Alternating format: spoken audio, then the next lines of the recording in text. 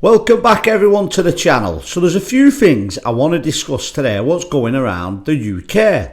But before I do, I want to show you a clip just to remind everybody just what lunatics the far left are. So Nigel Farage has been doing a big conference, and take a look at one of the protesters, and I think you'll come to the same conclusion as me. There is seriously something mentally wrong with the far left and the fear that they seem to have from Reform UK. Take a look at this clip. Shame on Britain!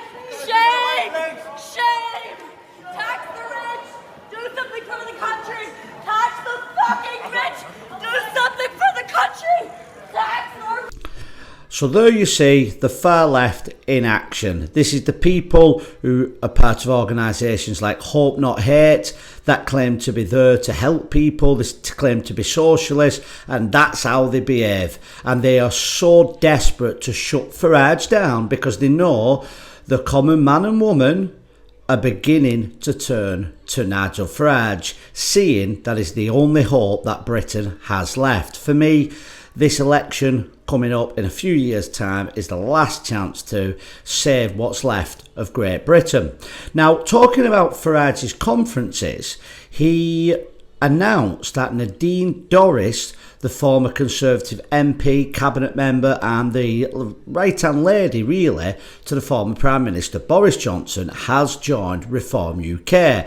And she said the Conservative Party are dead. She's not changed, but her values are now more in line with Reform UK. And this seems to have split Reform voters down the middle. Some of them, like me, see the bigger picture, what Nigel Farage is doing, but I do understand the other half that are pointing out some of the things that she was part of under a Conservative government. Now, obviously, she wasn't the Prime Minister, but she did have a high voice, and I guess nobody ever had a gun to her head when the Tories was making such a mess of things.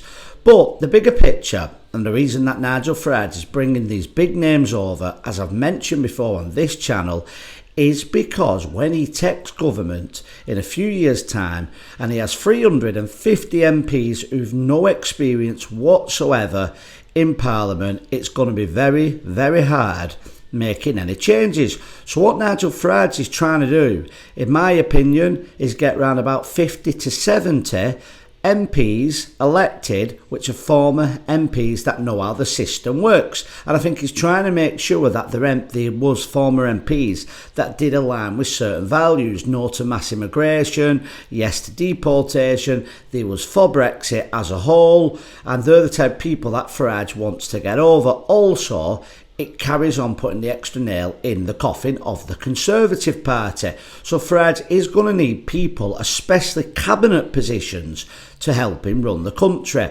Now, some will say we shouldn't use former Tory MPs, but I think a good mixture is the good-hearted former MPs, along with new people, people with business experience, people with real-life experience. A mixture of them all is going to be needed to take government. Now, the last thing I want to talk about, and I might do a separate video on this, is Angela Rayner, the former Deputy Prime Minister, as you know, has now resigned. But the mainstream media have purposely not pointed out the obvious reason why she's resigned. So first of all, let me say she deserves to go. What she did by paying not as much stamp duty and all the mess she's had around houses and which houses she actually owns, it's obviously a scam. But there's a bigger picture here. They're all at it, and we all know they are. So why Angela Rayner?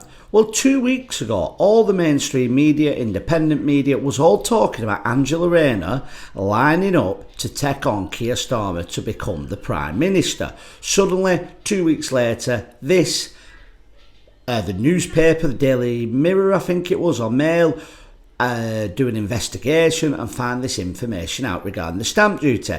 That I can guarantee that is not what's happened. Starmer and his team, and people higher than Starmer, have dirt on absolutely everybody who gets in a high position. So what they do then is, when somebody steps out of line, like Boris Johnson with Partygate, Gordon Brown was another one when the leaked tape of him calling a resident a bigot, they've done the same with Angela Rayner. They had this information, they've leaked it to the media, so Angela Rayner steps down and we're left with Keir Starmer. Now, from my point, as somebody who wants to see Labour just gone altogether, it makes no difference whether it's Keir Starmer or Angela Rayner.